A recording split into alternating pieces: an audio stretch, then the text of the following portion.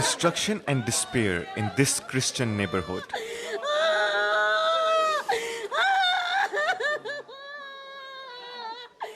These images were filmed 2 days after a Muslim mob attacked the area, looting, burning and destroying everything in their way. The attack happened after 2 Christian brothers were accused of committing blasphemy against the Quran. But even their arrest didn't calm the rioters.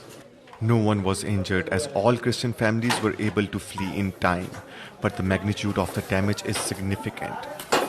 Shehzad is still in shock.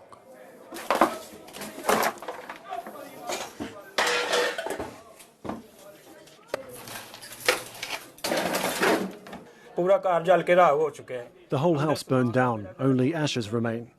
All our possessions were destroyed. We can still feel the heat. It's very dangerous to stay here. The roof is collapsing. We've lost everything. There was a bed here. Now there's not even a plate or a glass left for drinking water. The government promised to compensate all the victims. However, that will not be enough to erase the trauma. We're in constant fear. Even if we hear a small noise, we're afraid that there'll be another attack.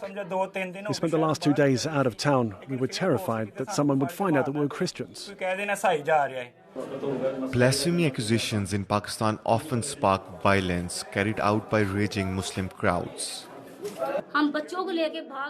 We fled with our families. If we had stayed, we would have been burned, like they burned our houses. They accused us of blasphemy. But why would we do that? What would that bring us? They just found an excuse to attack us. On August 16th, more than 80 houses and 19 churches were destroyed in Jaranwala in the province of Punjab. Thousands of Muslims armed with sticks and stones invaded Christian neighborhoods.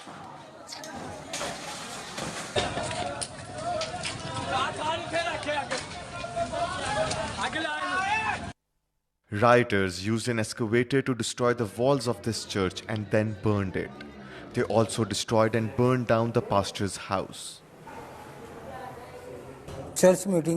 Here is the last church service, 2 days before the attack. You can see there were a lot of people. The church was full. People loved this place. These were religious books for children and Bibles. They threw some on the road and burned others inside. The Christian community represents 2% of the population. They are often targeted by unfounded accusations of blasphemy. This exposes them to violence from radical Islamic groups. The Christian community is terrified because of this oppression.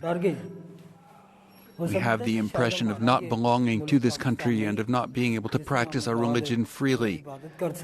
Today, the Christian community asks for a separate area where we can live amongst ourselves.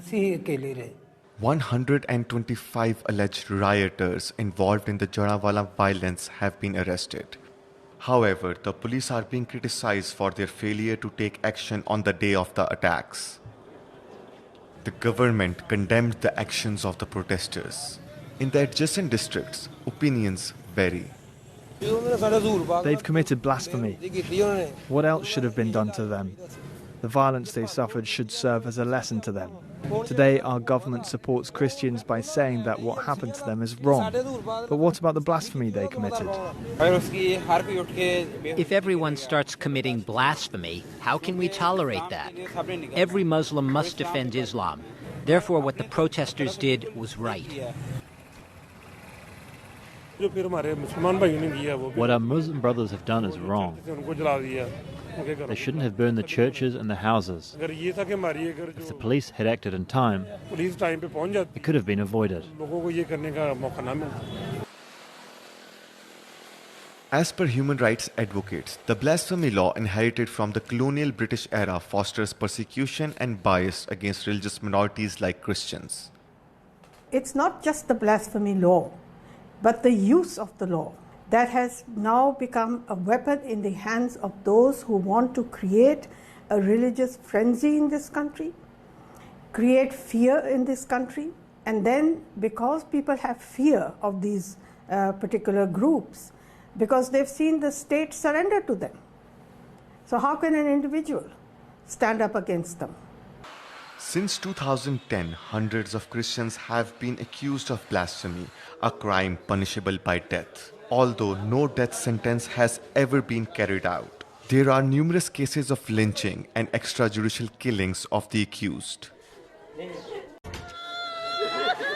Destruction and despair in this Christian neighborhood